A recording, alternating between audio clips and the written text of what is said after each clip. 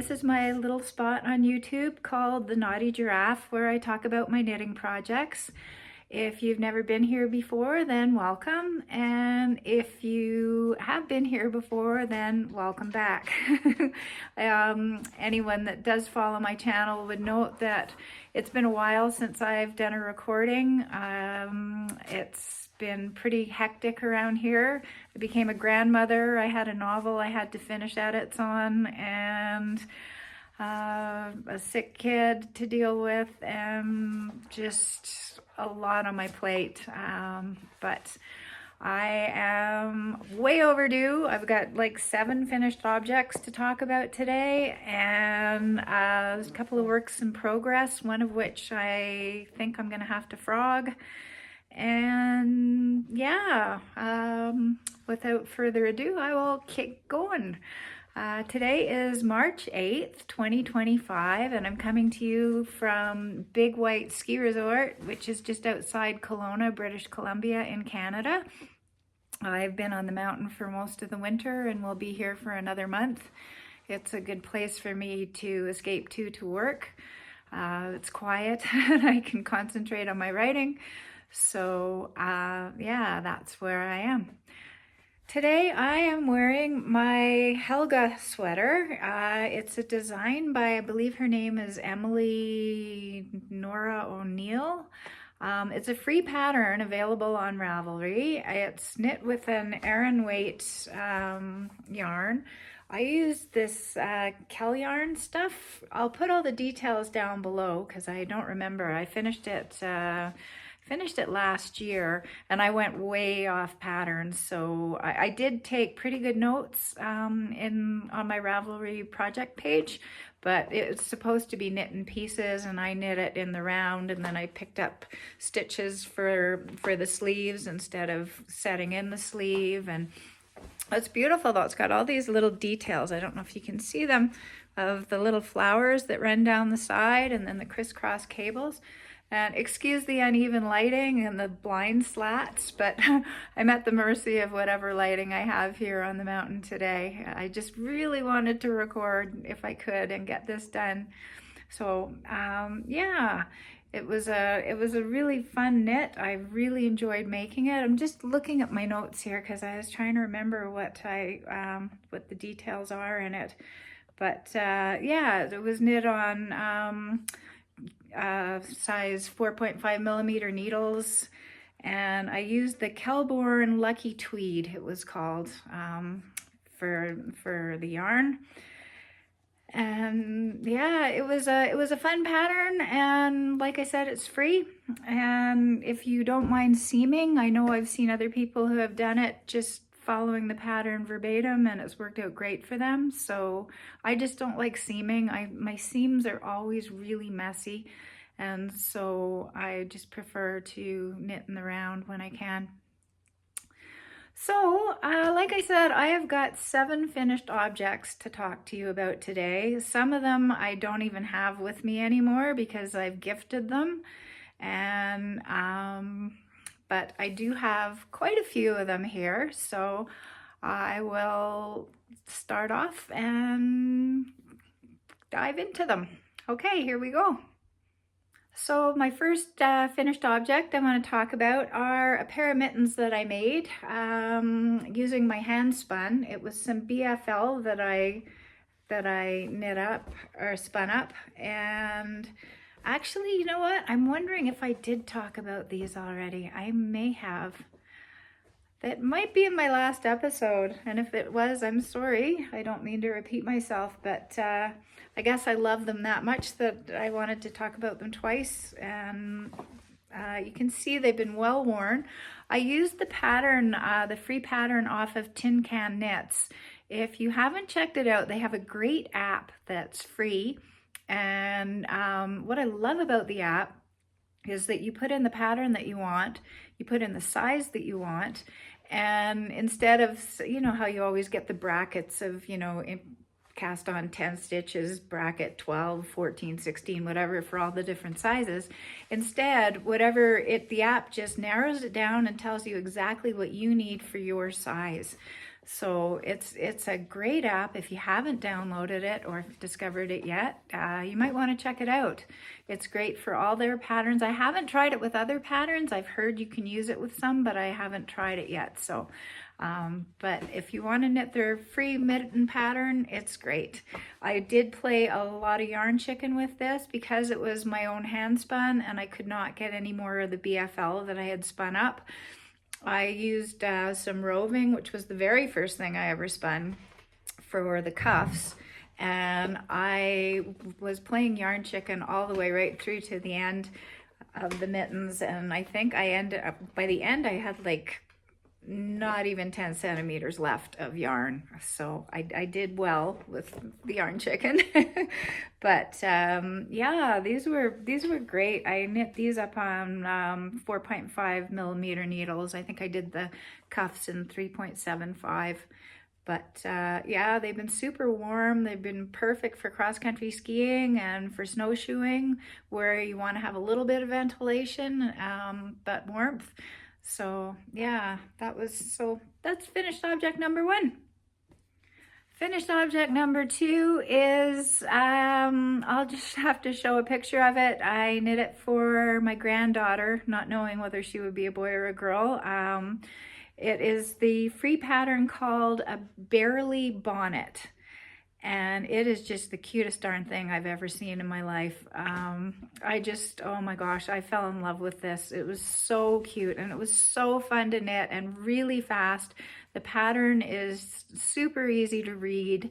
And I just used some leftover DK weight yarn that I had from when I knit my Helga sweater, my very first Helga sweater, which was back before I started using Ravelry properly and documenting what it was that I'm using. So I'm afraid I don't know the name of the yarn, but it was a DK weight.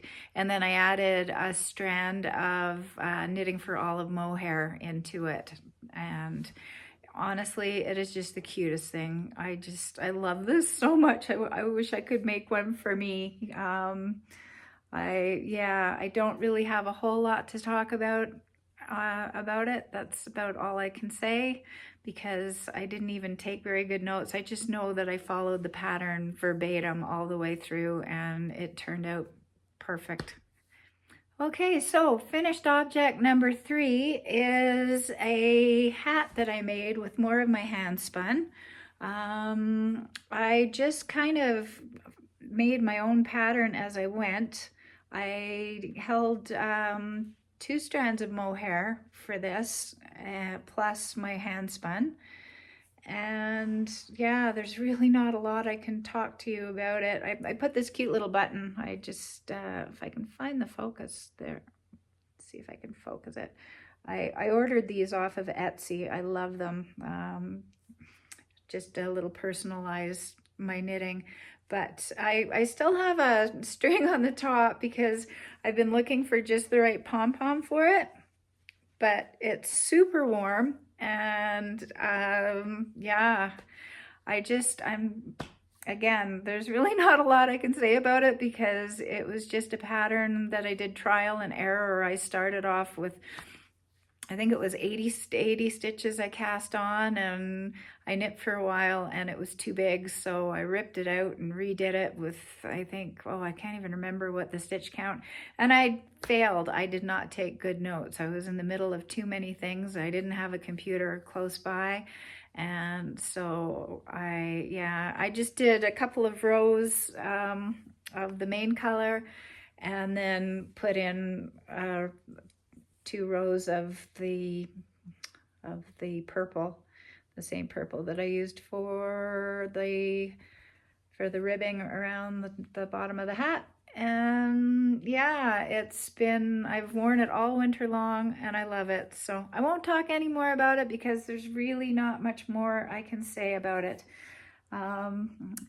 Next up was some socks, which I did, I got one on a sock holder for you, and there again, I have worn these because I love them.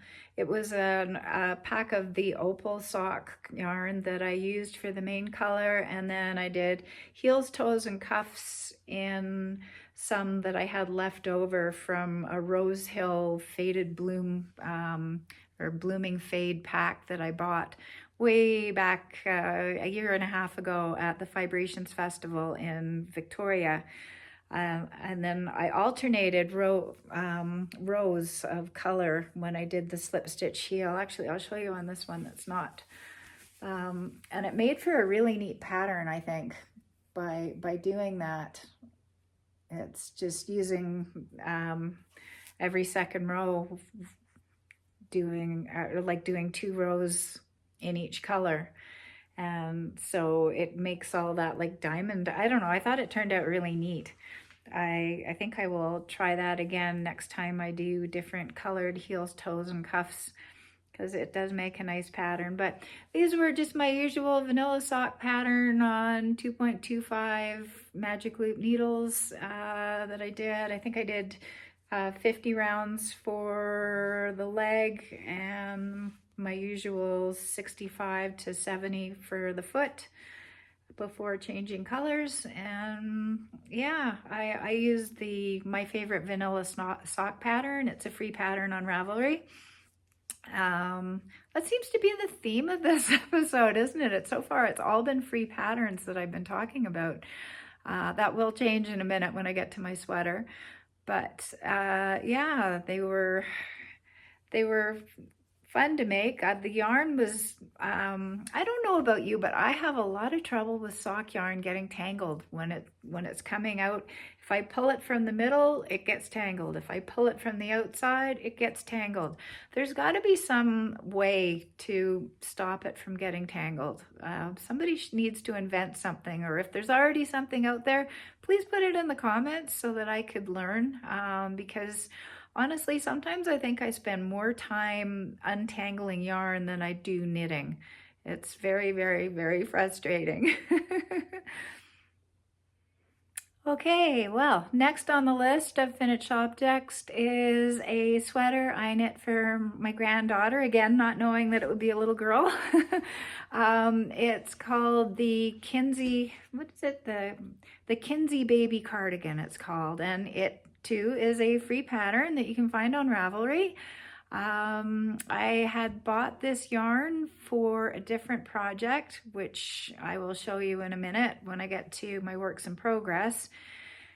And I knew I was going to have a lot left over because I'm about to frog the project that I'm working on. And I thought, why not use it up for a baby sweater? And so I love this pattern. It knits up so fast. It's a great if you need like a last minute baby sweater kind of thing, because it is a worsted weight pattern. And it's just, yeah, super simple, but with just enough little bit of a detail that it makes it quite pretty. And I was able to find these little buttons that have dogs on them. They're little dog heads that I put going down the front for the buttons, which was kind of neat because it at the baby shower for my stepdaughter, unbeknownst to me, was animal themed. So it actually fit in when I gave it to her, and she loved it. And the baby's already worn it, so I'm pretty happy about that. Okay, well, my next finished object is something that I have had on my feet since the day that I made them. I absolutely love these. They are called the Woodland, is it? Yeah, the Woodland Warmers it's called. Anybody that's familiar with the Knitty Stew would know that she knits, loves a pattern by the same designer that is similar, only the ones that she knits don't come up the leg the way that these ones do. Here, I'm gonna have to take one off my foot actually so I could show it to you. But yeah, they are, I just absolutely love these. I had some Noro yarn, what was it? The Noro Ito, I think it's called, or Iro. I had some of that left over from when I knit my cardigan a few years ago with it. And so I decided to make the slippers with it. And oh my gosh, I'll show you the other one too. get them both off. There they are. But yeah, I'll put in a picture as well of what the pattern looks like so that you can see it done in a solid color. Because oh my gosh, they are so comfortable and they fit like a charm. And oh, I cannot recommend the pattern enough. It's super easy to follow. I don't think it was free. I'm pretty sure I had to pay for this one. This one was a paid pattern, but well worth the money. And it's super, super, super fun to knit.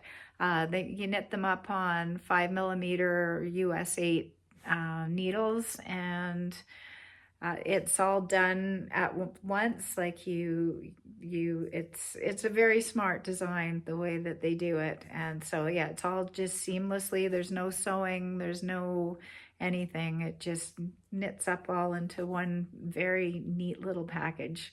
I highly, highly, highly recommend the pattern if you're looking to make some slippers. Okay, so my last finished object that I have here to show you today are another pair of socks that I made. These ones they were a Christmas yarn. It was like flock sock or something like that. I will put the details down below. They're not matching, but they are. I was gonna try and match up the patterns so they were identical, and then I thought, no. Nope, forget it. Mismatch is just fine with me, and I kind of like them better mismatched anyways. I think it works out nicer. But there again, just my favorite vanilla sock pattern on 2.25 magic loop. I did 25 rounds for the cuff and another 50 rounds for the leg. And I didn't bother changing colors for the heels, toes, and cuff. I just left it in the self-patterning yarn. And yeah, they knit up pretty good. I wore them all Christmas, and that's it for Christmas socks. So that's it for my finished objects for now. Let me grab my bag and get into works in progress. Hi there. Okay, so works in progress. I have had a heck of a time. I started this sweater. It's a Jennifer Steingass design called Hinterland. And I am having a heck of a time with it because, you know what? I'll show you. I'm going to put it on so you can see it, because it is, yeah. Oh, no, I don't have the barber cord in there anymore, do I? No, I don't. Shoot. Okay, I guess apparently I won't be putting it on. But when I do put it on, it is so, it's just not sitting right. I think what the problem is that the yarn that I chose for doing the color work with is thicker than the yarn that the body is knit with.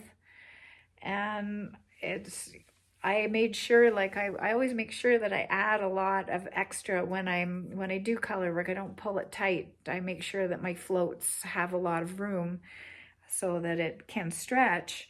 But this is just, when I put it on, it's just got these big bulks all the way across the chest and across the back. And it's as if the stitch count got wrong or something. It's just not hanging right.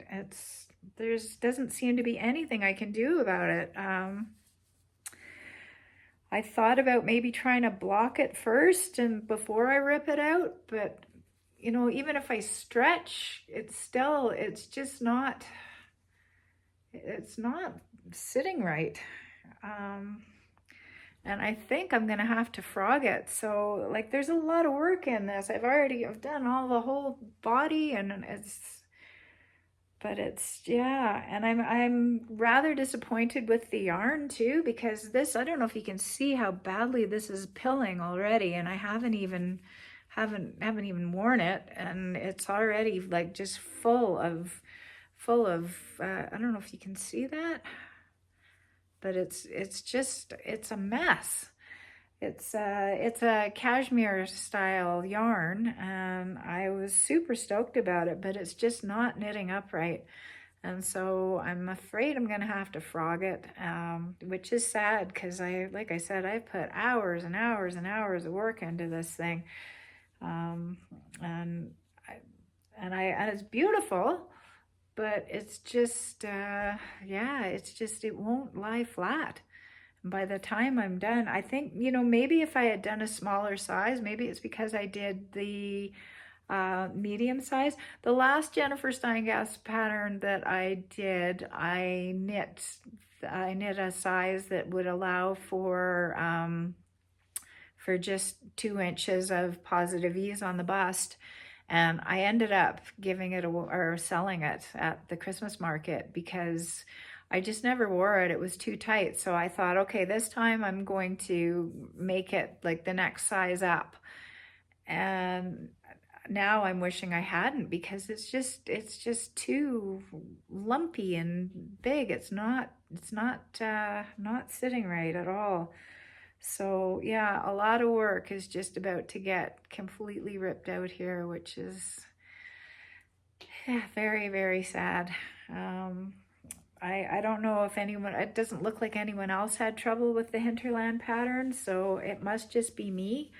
I don't know, maybe I accidentally added extra stitches or something. It's just, if I hold it up, you can see where it just won't, it does not, even if I pull, it doesn't stretch out right. It just doesn't want to go there. So yeah, it's sad because I was hoping to wear this winter. When did I start this? I started it back in, I believe it was November I started it. Which actually I started another sweater with this yarn too. I started the Ophelia sweater first, and I ended up having to frog that one. And so now I'm going to have to frog this one, and I'm starting to think that maybe the yarn is cursed. I think I might just like knit up a ranunculus or something with the blue once I get it all unraveled. But yeah, so that is work in progress number 1, which is about to become non-existent. Okay, so my next work in progress is one I've shown before. It's a jelly roll blanket, which, I think everybody kind of knows about. I just sort of looked at pictures and followed the Crazy Sock Lady's notes on how she did hers differently, and then just did my own. I never purchased a pattern, but I am just using leftover sock yarn. And last time I showed it, I had finished the first strip and was all the way up to here on the second strip. So now I am all the way through 3 strips.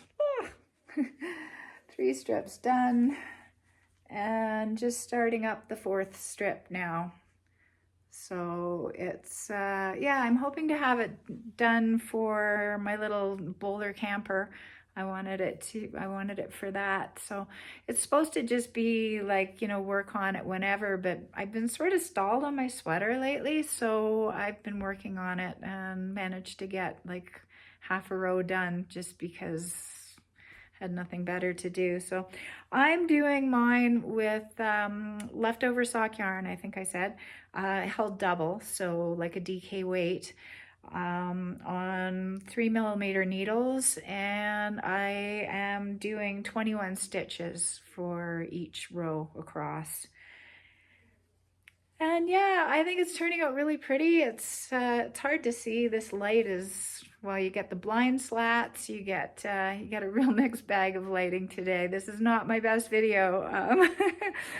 Normally I record in town where I have a little better lighting, but anyhow, so yeah, so this is coming along, and yeah, I'm really happy with it. I love the pattern. It's addicting. I don't know if anybody else is, I'm sure a lot of people have made these scrappy blankets, the jelly rolls, just because the rows are so short. You just go, okay, one more row, and it's very easy to one more row yourself right through to, okay, well, I'll just finish this color and then I'll start another.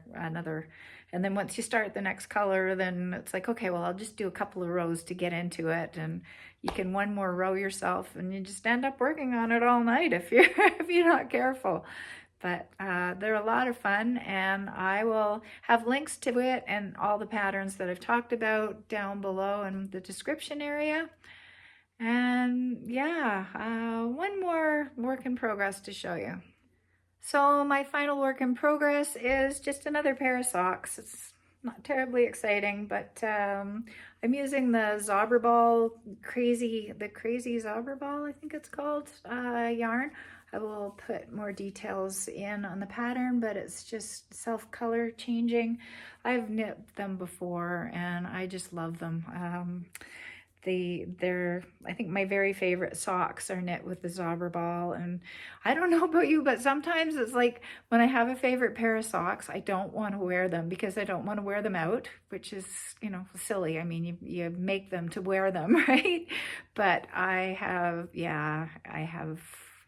been pretty bad about that. It's like I'm saving them, you know. It's like when you save the good linen tablecloth or whatever, or you save your nice underwear or something, hoping for a date night. That never happens. Yeah, anyway, I probably too much information. Okay, but anyway, I decided to make the foot extra long. I'm doing 70 stitches for the leg instead of my usual 50 or even 60. I decided to go 70, and I did 15 for the cuff. So yeah, once again, my vanilla sock pattern, and yeah, that's it for works in progress. So normally at this time, I talk about what I'm reading and what I've read since the last episode, but as I have read, I think 15 books since my last recording, it just seems like way too many to go through. I'll just maybe do a very quick run through. I discovered a new author that I love, the American writer Lauren Groff, who I had never read before. I read her book of short stories called Florida, and I loved her writing style so much that I also read Fate and The Fates and the Furies. Both of those I really enjoyed. I think I enjoyed her short stories more. I read Rachel Kushner's Creation Lake, which was not my style of book. I loved her writing, but I thought it could have used with a little bit more editing to make it a little more concise. The Raw Light of Morning, Shelley Kawaja, that was brilliant. She's a Canadian author, and it's a story about living in rural Newfoundland. Really enjoyed it. Peacocks of Instagram, I read that one because it was on the Giller short list, and I think I gave it a 4 out of 5. Death and Other Inconveniences by Leslie Crew. Leslie Crew books, if you've never read any of hers, it's like a palate cleanser, or if you need something light, it's like a really light summer read.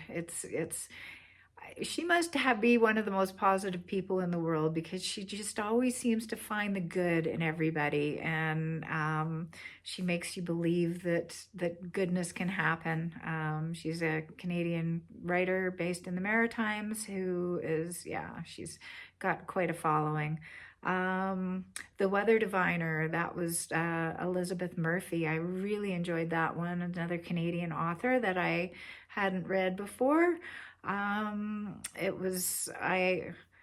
really enjoyed the way that there was a lot of things that I thought was going to be predictable that weren't. I always love that in a book. I like to be surprised. Normal Rules Don't Apply by Kate Atkinson. I just laughed myself silly. If you need a good book to laugh, it's a book of short stories that are all interconnected, and some of them are a little speculative fiction, where it kind of goes off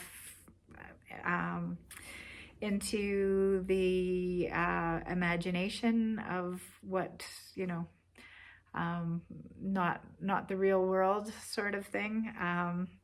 Anyway, Normal Rules Don't Apply is just, it's absolutely loved it.